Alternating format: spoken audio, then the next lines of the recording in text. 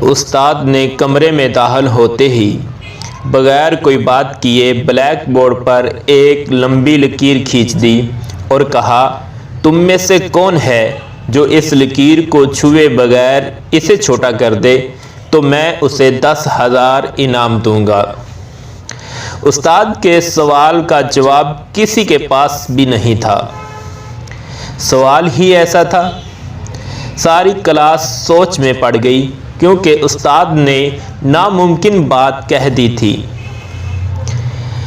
Class کے سب سے ذہین طالب علم نے کھڑے ہو کر کہا کہ جناب یہ ناممکن ہے، لکیر کو چھوٹا کرنے کے لیے اسے مٹانا پڑے گا جو چھوئے بغیر ممکن نہیں ہو سکتا، اور آپ نے چھونے سے منع کیا ہے۔ باقی طلبہ نے بھی سر ہلا کر اس کی تائید کر دی۔ استاد نے گہری نظروں سے طلبہ کی طرف دیکھا اور کچھ کہے بغیر بلیک بورڈ پر اس لکیر کے متوازی لیکن اس سے بڑی ایک اور لکیر کھینچ دی، جس کے بعد سب نے دیکھ لیا کہ اب پہلے والی لکیر چھوٹی نظر آ رہی ہے۔ استاد نے اس لکیر کو چھوئے بغیر، اسے ہاتھ لگائے بغیر چھوٹا کر دیا۔